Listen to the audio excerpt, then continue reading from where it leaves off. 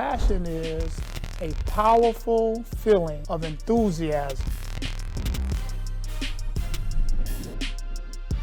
The different things going on in sports. Anything popping in the DFW. Comes on every Monday night, 7 p.m. A legendary boys high school basketball coach has passed away at the age of 96. Hot dang and hallelujah. One thing that he taught us is how to believe in ourselves. I think he lived a life of service. He made sure that because we looked alike, we were going to be educated and we were going to have discipline in our lives. A legacy that now lives on in the way his former players live their lives.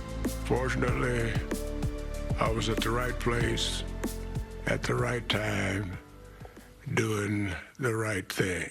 This show is about a legend who passed away last week. I heard the news from a friend, Derek Douglas, called me and said, man, I got some bad news for you today. And I said, what's going on? It was early that morning. He said, Coach Hughes passed. And it hit me, but it didn't hit me. So I've been trying to figure out how can I pay homage to a guy that gave so much to so many people, but yet doesn't realize how many actual people he touched. I know he's touched a lot of people, but there are some people that he touched that he was just being himself, and he touched you. And I'm one of those people. So having a platform, podcast, I decided to invite two of his former players who are now also coaches, who also was his co-worker, to share some of his intimate stories, behind the scenes stuff that you may or may not know, my part of sending him off right. For no further ado, I want to go ahead and bring these guys to the stage, and we're going to start this show talking about Coach Robert Hughes, the legend. Welcome back to the Passion Project.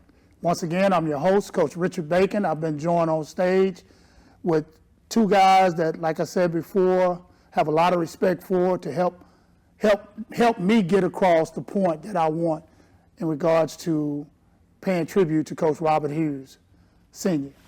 And to my right, I have Coach Charles Hickman. And to my left, I have Wendell Ivory. And we're going to start with Coach Hickman. Coach Hickman, tell us a little bit about yourself. Okay, well, Charles Hickman is my name, and I have 4 beautiful daughters. I coached basketball, and I've been coaching for about 23 years, going on 24. And I've coached at Dunbar, I've coached at La Jolla High School, Palmview High School. Those schools are in the Rio Grande Valley. And those were some pretty good experiences that I had.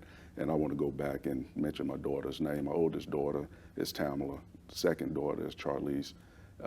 My third born is Regina, and my baby girl is Raina. And so my family dynamics is that I am married. My beautiful wife, Dr.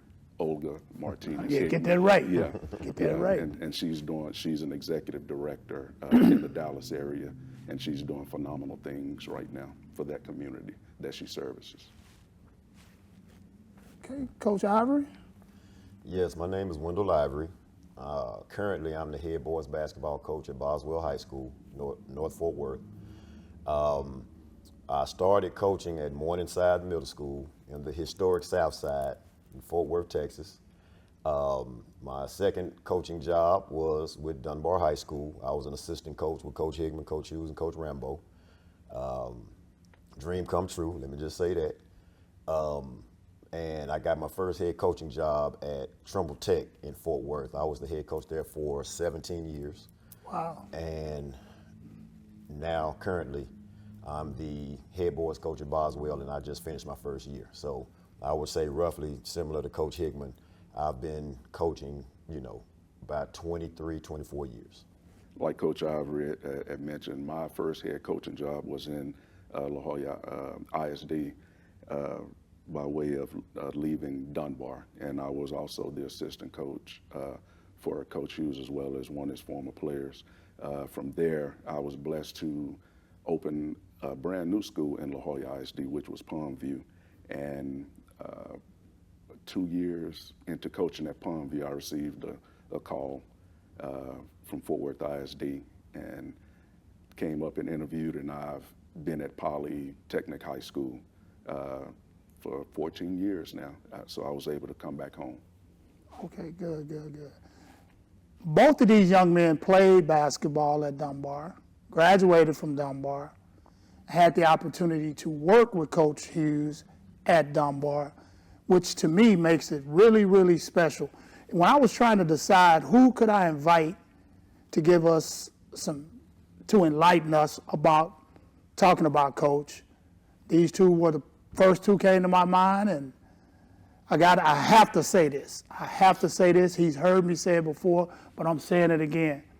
This is the guy responsible, Charles Hickman, for helping me coach. When I say helping me coach, helping me be selected as the coach of the McDonald All-American game. I want to put a name to a face, and I want to say thank you again for the man, because it was the most humbling experience I've ever had in basketball. It's not greater than winning a state championship. However, the experience of coaching All-Americans, and I thought about something last night that I had never thought about.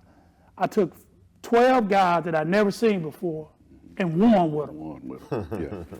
Had never thought about that part. Yeah. 12 guys that are All-Americans, not guys that can't play. Right. Against 12 guys that can play. Yeah. And we won the game. Well, Coach, that's a testament to who you are as a coach, and which is the reason I was adamant about doing what I did. And when he say adamant, he stayed on me because just like everything else, you have deadlines. And he called me and said, Coach, I need some information. He called me and said, Coach, I want you to know I'm nominating you for the McDonald All-American game. And I was like, okay, thank you, pretty much. They ain't gonna pick nobody from down here. Right. You know, that's an East Coast thing. They ain't gonna pick nobody from down. That's what I was saying to myself. And he told me, I need you to send me your resume. I need you to send me this. I need you to send me that. So I got all that information to him, but not when he asked for it. So he called me back again and said, hey, man, tomorrow is the deadline on me turning this in, man. And then he said, I'm going to go and send what I got, but if you don't send me the rest of it, you know, pretty much it ain't on me. It ain't on, yep, exactly. And so I got it to him. I'm not sure if I got it to him on time, but I did get it to him. You got it to him. Yeah. It worked out. It worked out, man. I can't complain, man. But this guy right here, him and Michael Thomas, I was nominated by 2 different coaches from this area, and I always like to give them their flowers, man. I really appreciate that. Was Thank you, Coach. one of the greatest moments in my life as a coach. Get to coach in an NBA arena. Yes. First class organization, Yes. McDonald's. It was great. But back to why we're really here. These guys were unanimous choices by the only one who had the choice of being in these seats. And I hope they bring some stuff to you guys that will be entertaining as well as informative. All right, so let's start with this first question, man.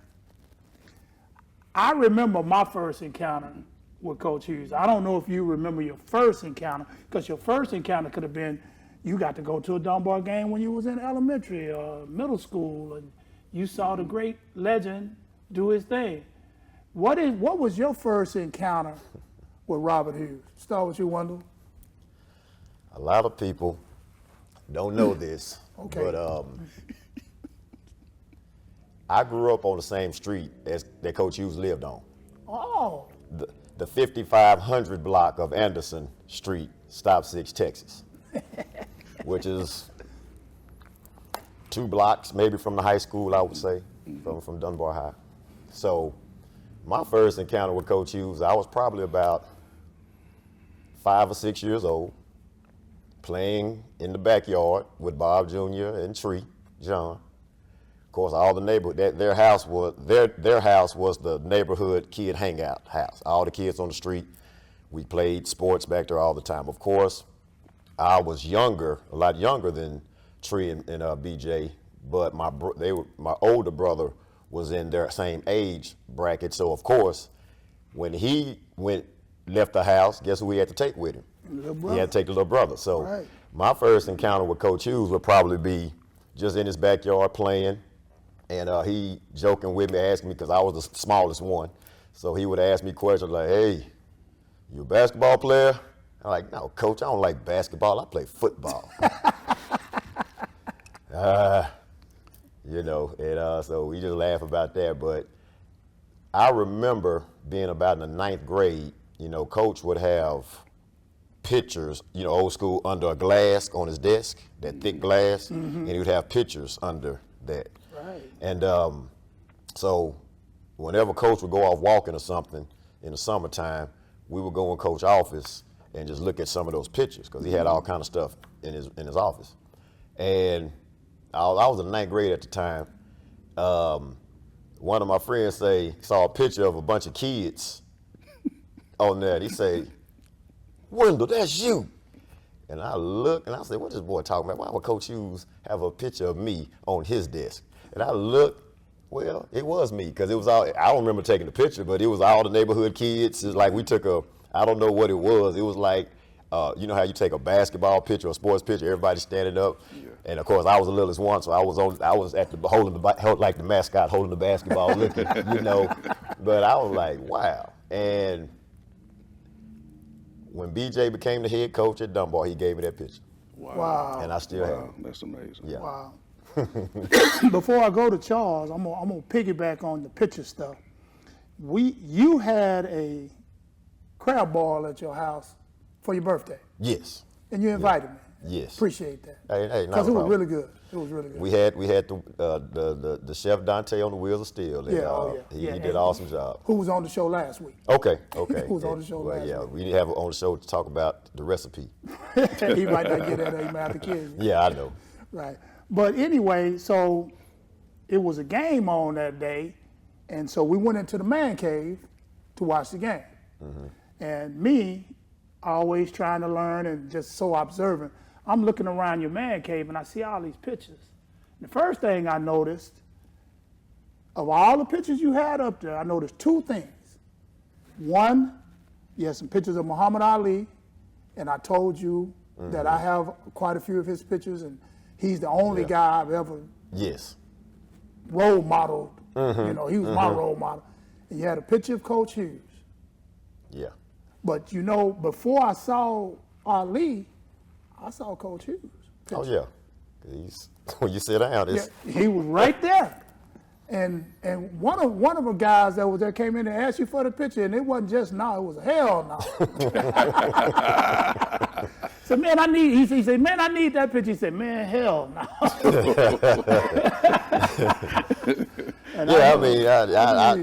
I didn't know he just wanted to use it for somebody. He was gonna give it back. I thought the man was He actually was gonna take the picture from you, right? Hey man, not for sale. Not for Some sale. things in life are priceless, man.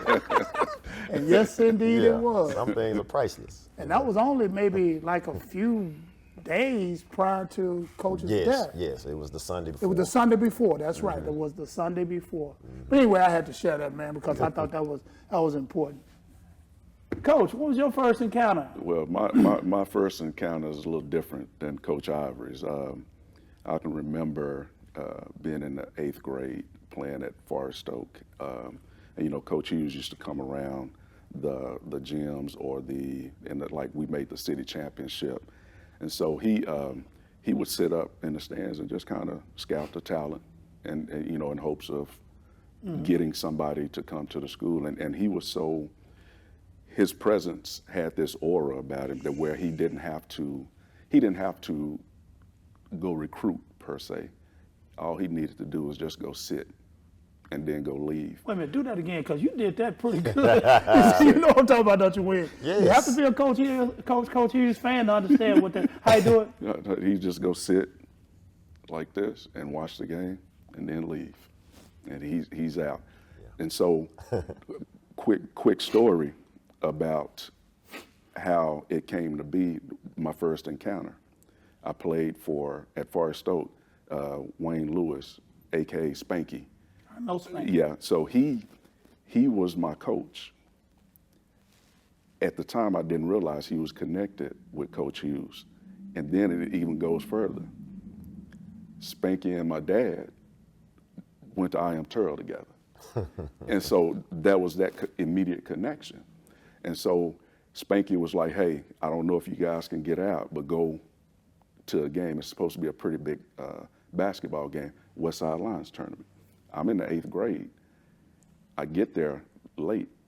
So I'm trying to look through the windows, and they had TV monitors outside. So I'm watching the game from the TV monitor. So I hadn't made that encounter yet. But the interest is being piqued because I'm like, man, this is Dunbar. All these people here, Wilson Grimes, packed house. And I think they were playing Baltimore Dunbar, if I'm not mistaken, or either maybe DeMatha. Okay. It was one of those two. So anyway, that encounter hadn't happened. So fast forward to the end of the season, you know, we won the city championship and we beat Dunbar of all teams. And coach is sitting there. And I look up, but I never asked Spanky who the guy was.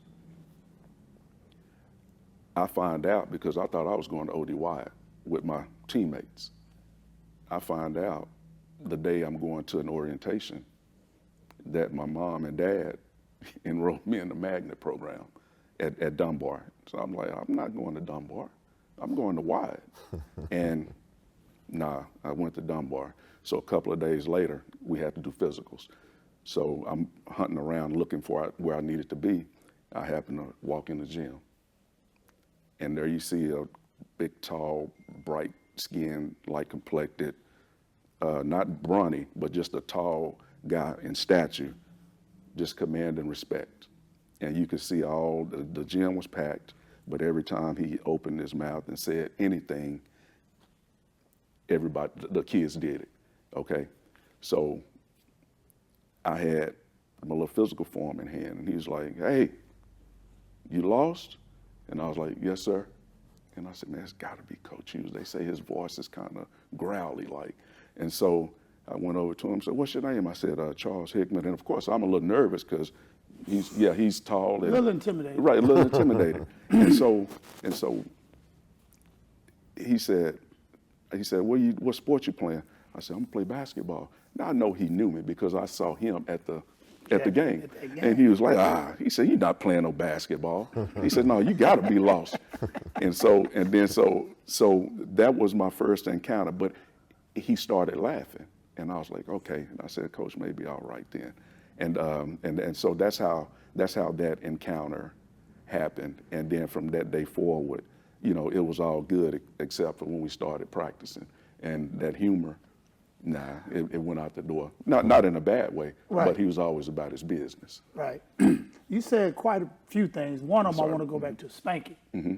First time I met Spanky, and I'm going to show y'all how well connected all of us are as we talk. I used to be the head basketball coach at Richland High School, right? Mm-hmm. So I had a summer basketball camp. Wendell worked my camp before, so he know the numbers were good. Mm-hmm. So I know who it was, Triple D came by, and because he delivered mail over in the North Richland Hills area. Right. And he was telling me about there are kids in Stop 6 that could benefit from coming to a camp like this, but money might be an issue. So our scholarship, I met Spanky, and we talked about it, and I scholarshiped up to 50 kids to come to my camp from Stop 6. That's how our relationship going. But he came to me and he said, I know your uncle. I used to play against him. They called him Creep. He went to Pinkston. And I Am Turl and Pinkston always was a big game, right? Yeah. And so, you know, my uncle was the first of all the boys to come through to play ball and all that stuff. And I had heard about how good my uncle was, but obviously he was my mom's youngest brother, which makes him my uncle, and I'm young, so I didn't get to play and see him play. Right. But I did see my brother and them play against I Am Turl. But anyway, we built a relationship, so every year after that, me and Spanky would get together, decide on how many scholarships he needs, and I go out and hustle and get business people that I know to cover the cost for those kids. Right. Wow. And that's how that relationship started. Wow. But that wasn't an encounter with Coach Hughes. I don't actually remember my first encounter with Coach Hughes, but I want to share this. If I was in a gym and that man walked in, I went over, I don't give a damn how many people were in that gym, what was going on. I was going to go over and introduce myself to him and say hi. Yep. And the weirdest thing that I can remember, the first time I think I did that, I shook his hand and said, Coach Hughes, my name is Richard Bacon, I'm a coach. He said, I know who you are. Wow. Because I had already won some championships at Lincoln, because at one point, Dunbar and Richland was in the same district, playing district. And so I had to compete against it. But what I remember was my first time I ever shook his hand, I introduced myself and said who I was. He told me, I know who you are. Yes. And I'll never forget that, man. And he gave me so many, so every time he would come to a gym, I would go and say hi. Right. Because I know he's going to give me a nugget. Exactly. See, that's the one thing, and I didn't mean to interrupt you, but that's the one thing that I hear a lot of coaches in our area say, that, you know, Coach Hughes was always willing to give advice, give suggestions, what he thought may help you, and just those life nuggets. Yeah, and we all benefited from that as well. We knew that, but you know. Y'all got way more than we got. We got that 6-piece. Y'all got that. Y'all got that one like Buffalo Wild Wings had, unlimited. Yeah, 19.99, you get all the wings you can eat. Every day. Yeah, y'all got them all. So that's why I'm sitting up here enjoying listening to what Every you day. guys have to say about Coach Hughes. But that's my experience, my first encounter. I think it was my first encounter because I know I had never met him and shook his hand, but I had seen his teams play. Give you another thing. You talk about the West Side Lounge tournament. So I'm going to the tournament. I was it was my second year as a 9th grade coach at Pinkston High School. And I had 2 really good kids on the team that could play. And I said, y'all need to go see what real basketball look like. We're going to go over and watch Dunbar play. We get over to the Wilk, and it's sold out. It might have been the year that Dunbar played Crenshaw Okay. when they had Stacey Ogman now. Wasn't it Stacey Ogman? No, they had, if you're talking about 88, that was my senior year, his junior year.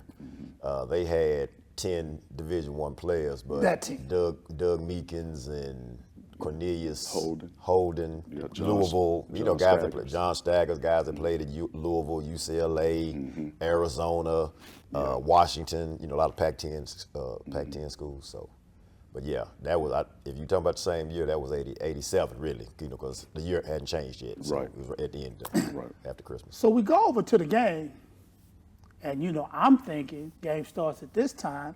We can get there 10 to 15 minutes early. Fire marshal shut it down. And we walking around the top trying to find a door to slip into. Yep. Maybe I catch somebody to see me and say, oh, that's Coach Bacon, we'll let him in. You know, security wasn't as well back in those days No, it as it wasn't. is today. No. So somebody was always going to walk out, and when they walk out, you just Slide Well, in. snake you know, on in there. For West You gotta Dallas, snake so on- we yes, was going to sir. figure out a way to Yes, get sir. in. But guess who came out the door? Tom Rogers. Opened the door and looked out. And he said, Coach, you trying to get in? I said, yeah. He said, come on, I can get you in. I said, but I got these 2 boys, they rode over with me. He said, y'all come on, let's hurry up, because Fire Marshal shut this down. Y'all were y'all sitting on the steps? I don't know where we sat. I don't remember sitting. I just remember him opening one of them doors. We got in and we watched the game. And man, I would say, dang, you know, Yeah. I had heard about Hey man, the let me tell you Dunbar something. situation.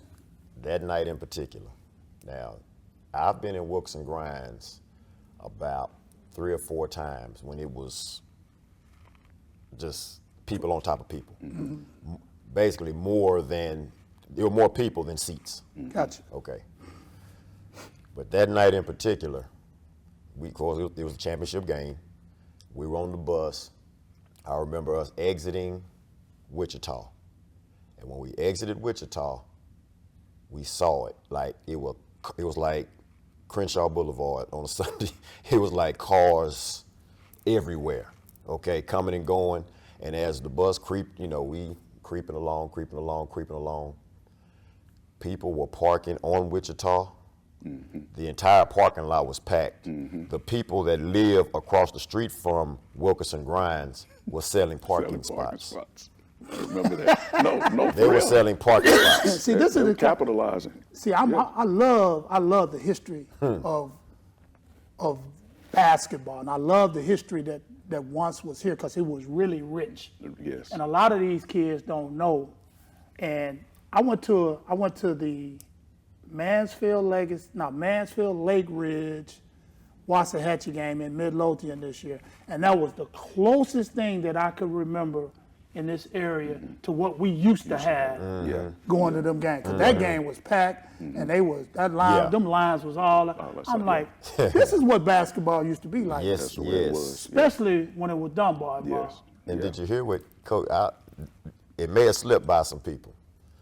Coach Hickman said when he went to the West Side Lions tournament, you had TV monitors out. It was news. It was news. Yeah, it was like huge. TV monitors. Scott Murray, the sportscaster, would broadcast his sports that night from the game. From the game. You know, that's how big it was. Yeah. And so when you see it today, I mean, we're gonna take what we can get, but when you see it today, you're like, man, it just ain't. It's it just not ain't the same. It's not like it used to be. It's not the same. Yeah. And they were even airing it for the people who could afford cable back then. You know, cable, one of those sports cable channel, local cable channels would air the game live.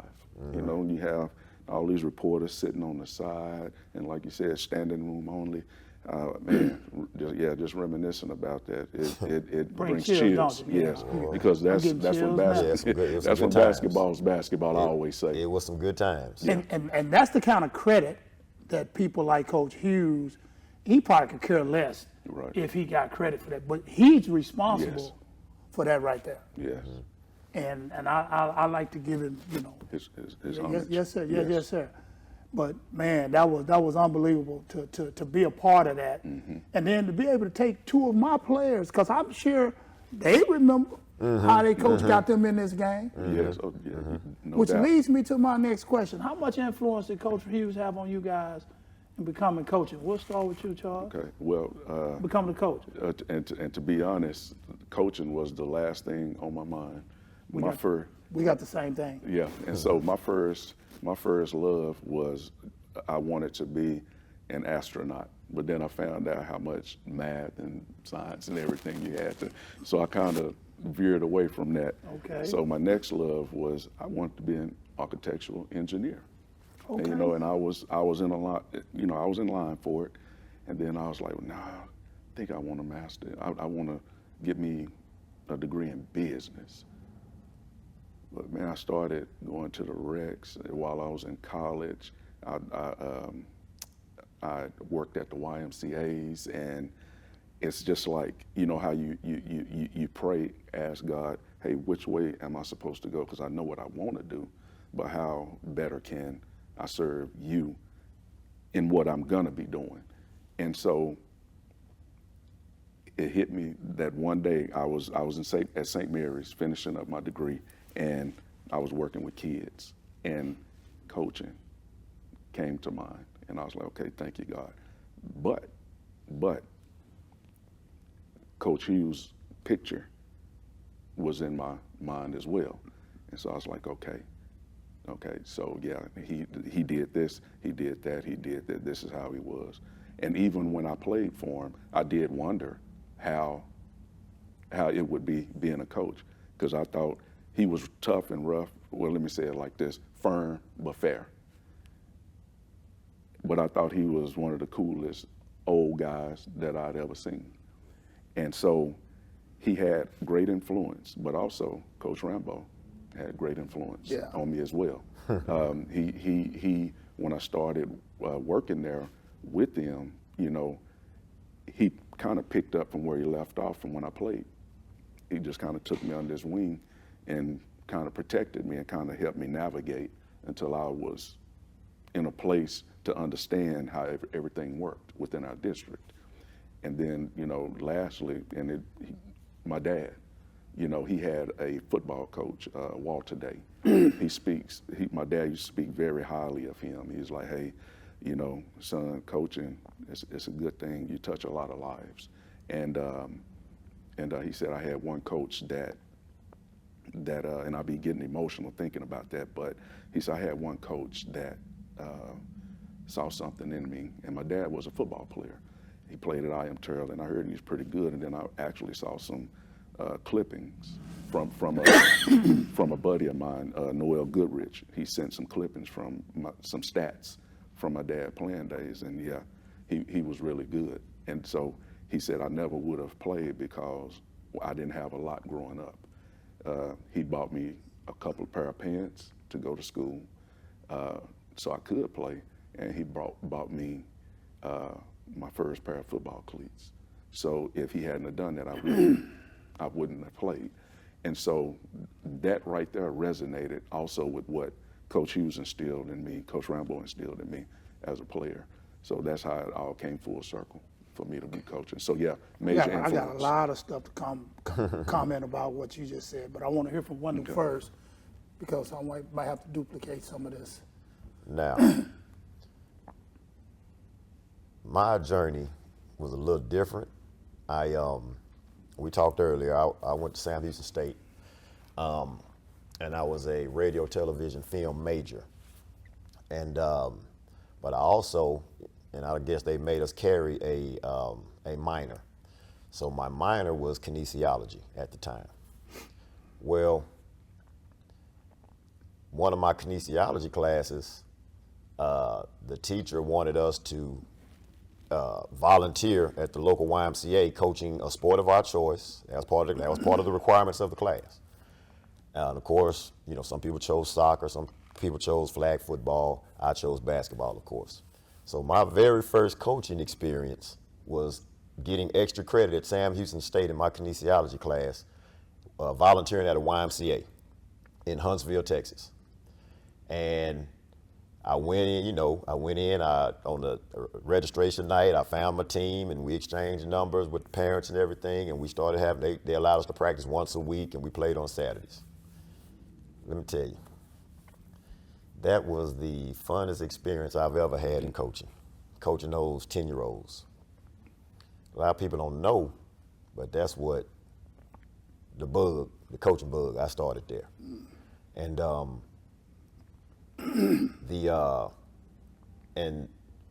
and when I started, I had to go, rearrange some things in school now. So after I went and talked to all the advisors, they said, okay, we got something for you. You can have a double major in radio, television, film, and history, and you can carry your minor in kinesiology. So I have a double major, a radio RTF, and I have a history degree. But So they in go other together. words, he could run this program, he could run this show, and do this show by himself. By himself. I wouldn't say that. I will. I was more in front of the camera, not behind the camera, But the thing was, that's what got me started. Gotcha. The fun I had with those little kids and their parents. So I had a positive coaching experience. And the thing is, what if that coaching experience would have been negative that first go round? Who knows? But I like to think that that's what got me started. So once I rearranged my stuff, it put another year on my education, though. It did. I had to go to school for another year, which I didn't mind. Hey, it's got to sacrifice. And so once I graduated from college, I came back to Fort Worth, and that's when I got started. Tell you what, that question is kind of loaded, because I asked, did he have any influence? I'm sure he had influence on y'all, because you played for him long enough to pick up some of his habits. And I'm sure you've used some at some point. But me, just like you guys, there was not a coach, even though I loved my high school coach, that really got me toward coaching. For me, I was in we took the educational block classes my spring semester of my senior year to get my certification. And I'm in the class with some other athletes in the class. We had a baseball player named Tom Rosati. I'll never forget his name. Tom said, say, man, what are you going to do in life if you don't make it to the NBA? I said, man, I don't know. I told him, I don't know. Because that was not an option. To me, I'm making it to the league. I'm getting there. Yes. He said, you know, coaching is the next best thing to playing. And that's when I got the bug. So I'm like, okay. So I did my student teaching at a school, at a middle school. And in Arizona back then, I don't know if y'all remember, what's this other, okay, so you got AAU, and back then they used to have another one. Another,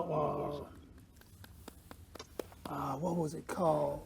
Everybody used to go play in. I can see the logo Right. that they use. And you went back, they had a tournament in Phoenix. And so my team participated, and just like with Win, man, I had so much fun coaching them middle school kids that I say, you know what, this is it. Yeah. Yeah.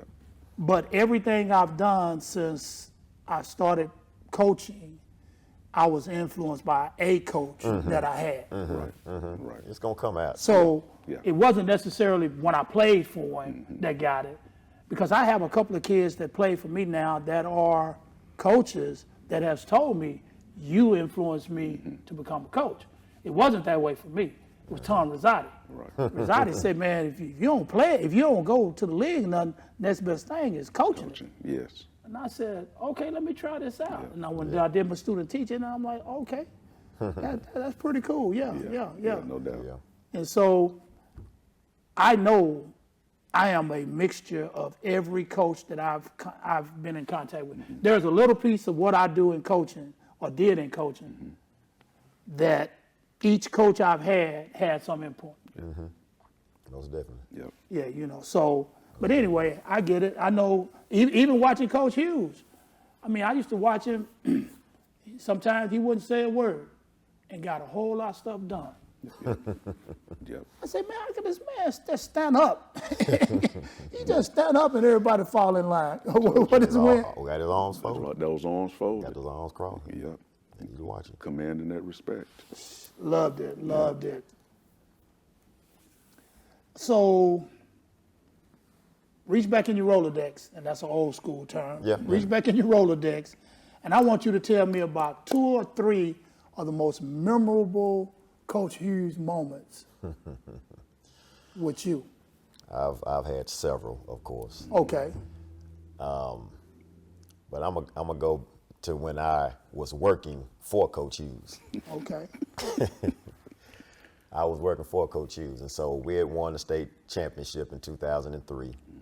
So after we won the state championship, Who'd y'all beat? we beat Beaumont Ozen with the With big who? guy, Big Perk? Big Perkins, Kendrick Perkins. Okay, I just was want, on the team. I want to make sure everybody know Big Perk was on he that was on the team. team. He was on the team. Yes, sir, he was on that team. And was the dude. And yes, Yeah, and, he was the dude. hey, and we knew where he was headed after that game, so we saw enough. Yeah. So after we won the state championship, you know, I'm on count. That was my first year. So me and Hickman, you know, coach kind of took care of all the business, and we just kind of watched from afar and watched how he handled stuff. So y'all was on the staff at the same time? Yes. And on the team at the same time? Yes. Well, y'all unique as hell. Yes. Okay, Hey, okay. That's my friend. That's my friend over there. Okay. Okay, so they were trying to wonder how they were going to raise money to buy these state championship rings. Okay, and so Hickman had a little connection with the kids a little bit. So they, you know, the people on the outskirts would talk to the kids. They'll talk to Hick, and Hick would run up flagpole to coach. So, and one thing y'all got to understand, Coach Hughes was very, very funny. Yes. He was hilarious, okay? I'm talking very funny, all right? So people that thought he was just, Coach was very funny. So I already know Coach is, so Hickman walked, I was like, why is Hickman messing with this man? So Hickman walked in the office, me and Coach at his desk, I'm sitting in Coach Rambo's desk behind him, doing what I'm doing, and Hick walked in the office and said, Coach, can I talk to you? Coach, yeah. What you got? That's when he raised up in his chair. Yeah, sit up straight. He sit up in his chair. And I already know what's going on behind the scenes, so I'm like, I know Hickman is not about to come in. Okay, so so I'm sitting there. Hickman, hey, coach, can I talk to you? He said, yeah. What you got? What you got, coach? What you got, Coach Hickman? I said, yeah, coach. There's a rapper. What? You know, everybody talking about the state championship race, and he said there's a rapper. Who? Lil Flip. Man, I almost fell out my chair. I almost fell out my chair. Hickman say, Lil Flip wants to do a benefit concert or something. And Coach Hughes say, who?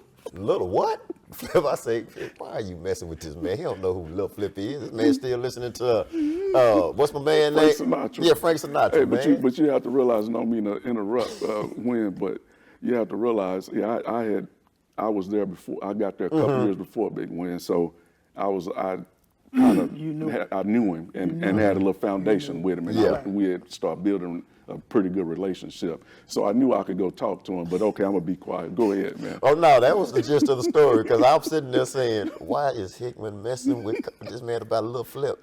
Just do it. I'm like, just get it done. Yeah. He ain't worried about that. Yeah. But I guess he wanted to be on the up and let go. Hey, be full transparency. Yeah. And yes, and boy, I almost fell out of my chair. Man, Coach we had a Hughes laugh was and good like, time. what is it? Little who? And he said, a rapper. A rapper? What is that? Yes. I said, boy, Hickman. Well, that was, for me, that was one of course, I got many others, but that one right there, I said, oh my goodness, why is Hickman messing with Coach Hughes on that? And I'm gonna tell you, boy, it's something about success. You know, they talk about success breeds success. People who are successful probably been around people who are successful. Yes. So you bring that up about the rapper. I had some players in 2000 and I guess it might have been 2003, somewhere at the same time. They get into the car of the guy that's coaching them doing the something. We out in Vegas. And so the guys get in the car and say, Coach, you got 50 cents? He said, do I have 50 cents? Yes. He said, what you mean, man? You know I got 50 cents. Yeah. I said, well, put them in then. Yeah. They want to hear 50 cents music. Exactly. Man. Hey, come on, man. He Yeah. was like, and to this day, we still laugh. Me and that coach laugh about. So I understand about that rapper stuff. We all know, because there's a gap. There's a generational gap. Yeah. And imagine Coach Hughes coached so long that gap was only getting wider. Yes. And that was so amazing, because you hear people today talking about today's kids, coaching today's kids, and how, things of that nature. It's not coaching today's kids, not like it used to be. How many changes in the youth did Coach Hughes see in that 47 years? Right. Man. And he didn't adapt. They adapted. They adapted. Yeah. Okay, he stayed the same. Yep. Now, I'm pretty sure by 2005, Coach wasn't coaching the same way he coached in 1959. Right. I'm pretty sure. Right. But He made some subtle. Yes. Yeah. But it was still, the standard was the standard. That's And kids, either you met it or you didn't. You met the standard, you became a Wildcat. That's it. You didn't meet the standard, you were outside, mad at everybody inside. And that's just how it was. But that's what's so amazing to me about coaching his career. In 2005, it was almost like it was 1987, 1980, he was still going. Yeah. Right. Yeah, Yes. And that was his last year, 2005. Yeah. Go ahead and tell us. Okay, well. We'll jump out at you. I thank you, Big Win. I appreciate that. Because I Hick actually was that dude, huh? Hey, man. I actually had thought about that, and I laughed a little bit over the past few days. But I have several, and I do want to share three, and I'll be as quick as I need to be. But the first one, the first memory that I will cherish with Coach Hughes. I graduated from St. Mary's University in San Antonio, and I like to call myself a late bloomer. But once I got the degree, knew that I was graduating, I actually sent him an invitation to come out to the graduation, but it was in December. I knew he had tournaments and things like that going on. So But he had the invitation But he too. had the invitation, yeah. And so, so after I graduated, came home, I was working at a community center on the north side of Fort Worth. And, you know, it was going okay, but I knew that I wanted to do more. And so I would go back to Dunbar, just like all the veterans. We go back, and you know, the U. I remember Michael Irvin saying, you know, they have a commitment, each one teach one. That commitment was in place long before that commitment with the U. We always went back, you know, to go Right. teach and help, Right. and that's how the program stayed strong. So, anyway, after playing one afternoon, you know, I'm sweating and coach is sitting in the stands, and I said, let me go over here and just kind of catch up with coach, see how everything's been going. So I go sit beside him, and we start talking, and just kind of catching up, and we talking about players, former players, the players from that particular year, and what he was looking forward to for the next year, and he said, yeah, he said, hey, he said, you just graduated. What are you up to now? I said, oh, nothing. I said, just trying to get into the workforce, and we started talking. He said, what are you doing now? And I said, coach, nothing. I said, I'm looking for a job. And he said, well, I need a coach. And I said, huh? And I said, you need a coach? And he's like, yes. And I was like, well, coach, I would love to work with you and come back home. And he was like, and yeah, and we want to have you. He said, what you doing right now? Are you in a rush to leave? And I was like, no. He said, well, you'll have my freshman. I said, coach, you're a freshman? Man, you don't trust anybody with your freshman. You coach me as a freshman, and you coach varsity. He's like, right, you went through the program, so you know what it takes. And literally, we went from the gym, I'm sweaty. When I told him I wasn't in a rush to leave, we walked up to the principal's office, Shirley Knox Benton, introduced me to her, and he said, this is Charles Hickman. He just graduated college. He's a former player of mine, and I want him on staff. He's looking for a job, and I'd like for him to be on my staff. And you're right. And she said, Coach Hughes, you sure? This kind of informal? He said, yeah. He said, this is when he was in school, he was not a troublemaker. He stayed out of trouble. He did his work in his class. He's very mountable. This is who I want on my staff. And she said, well, all right, coach, young man, are you ready? I said, yes, ma'am. I said, I can't wait to work with my mentor and my high school coach. And she said, okay, well, I'll get everything started. And all I had to do was go down and sign my contract. Wow. That's one. And that's everything that I'll tell you is going to be based on what I think about Coach Hughes, his integrity and his loyalty to his former players. Okay, so the next one would be the McDonald's All-American game that we did in 2001. TJ Ford, David Lee, Eddie Curry, Daniel Ewan. We coached that group. We were the West squad in North Carolina, which was played at Duke. And so I was coming through the locker room. He was in the office tying his tie. I think it was right before a game or something. And so he was tying his tie. He's like, hey, come here for a minute. I need to talk to you.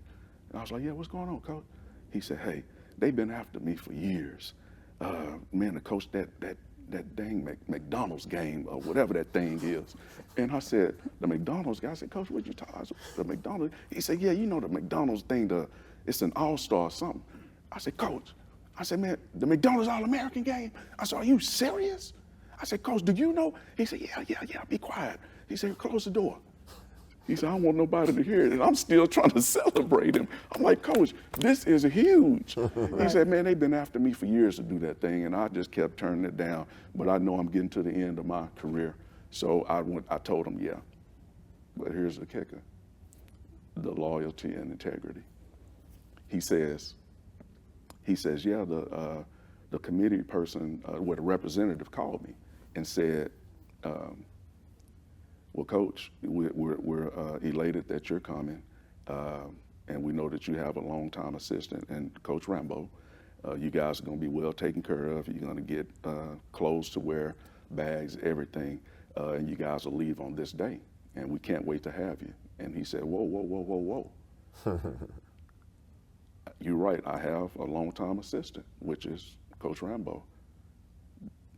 But I also have a former player of mine that stayed with me for 4 years, and this is his first year as my assistant coach. And I'm just gonna be honest with you. If I can't bring both, I'm not choosing between the two of them. I'll go by myself. And he started smiling. He said, Coach, your ticket is on the desk. That's cool. So right there. yeah, and so that's why I say the integrity and loyalty. And then Y'all might have changed the game, because when I went in 23, it was me +2. +2, yeah, it may have. Y'all became the +2. Yeah, must have. Yeah, and I think Coach Hughes, and I told him thank you for everything. So, and then the last one would be the 2003 state championship game that Coach Ivory and I were a part of. Coach knew that we had a really good team, right? And so we lost the game to DeSoto. We were down 20 in the first quarter, if my memory serves me correctly. We was down 20, and we fought back to take the game to overtime, but lost. I was there. Okay, yeah, and we lost. It was a tight game, but at the end of that game, we had some underclassmen that were pretty good leaders. The seniors were laughing and joking after the loss, and Coach Hughes kind of let the underclassmen get after him a little bit, and then he's like, hey, knock it off back there. And from that point forward, I think, if I'm not mistaken, was it a 34, 35 game win streak? Yeah. One of the two. You didn't lose another game. Yeah, we didn't lose another game. So after we're winning the state championship, we're up 12, 5 seconds to go. I'm like, man, I'm not going to go over there and shake his hand. I'm going to wait. And I was like, man, I've been building a relationship with him. He know who I am now, just like I know who he is. So, man, I done 5 seconds, I done waltzed down there. He's standing with his arm folded. And I tapped him on the shoulder. He's like, I said, Coach, you got it, man. Congratulations. Thank you, sir. And then he went right back looking at the game for those 5 seconds. And game was still going on. Exactly. And so I took that chance, but when I received the video from 2003, and that video showed me walking to, I still shouted it, so I'm gonna put that in a frame. And of course now, that photo has a lot more meaning to me. Right. So that right there, those three things are most memorable for me in working with him and being around him. Okay, so for me, I got a couple things. I'm gonna let you in on a couple of the nuggets he told me. Okay, and what he did was, I went to a game, state tournament game. It might have been the semifinals in the early '80s, and I watched his team play, and I told him, I said, Coach, I want to be like you. I want to get to Austin, because it was Austin back then. I want to get to Austin, coach my team, do all that. He said, son, let me tell you something. The best seat in, because I was talking about how people were running to the game, trying to get in, buy tickets, scalp tickets. Who need tickets? Who need tickets? He said, son, the best seat in the house is on the bench. If you want to go to the state tournament, the best seat in the house, and I laugh because you hear coaches who don't make it to the state tournament. I got me some good seats this year. You don't have the best seats, though. Best seats. That's right. Because Robert Hughes said the best seat in the house is on the sideline. Yes, sir. Yes. And that was one of the biggest nuggets that I took from him and shared it. Another thing, I coached at Lincoln, and in Dallas ISD, back then, you had to coach 2 sports. So when I got there, it was baseball and varsity basketball. Now, I didn't have to do much because the baseball coach knew how important basketball was for me, he really didn't put no pressure on me. Right. Show up at the game. Right. So my principal called me in probably my second year in it. And he was an innovative guy. Right. He said, they say you have to coach 2 sports. He said, we're going to follow the Dunbar plan. You're going to be my freshman coach and my varsity coach. That's your 2 sports. Those are my 2 sports. Wow. And so y'all never knew this, Right. but Right. he started me as a pup in the Dunbar plan. Wow. We went state in 90. That group that I had that was freshmen won state in 93. Yeah. Dunbar playing pretty good, man. Oh, yeah. Yeah, and you know, with all honesty, yeah, coach, yeah, he didn't trust anybody with his freshman team, and that freshman team that I had was the 2003, along with the seniors. They were the 2003 state champions.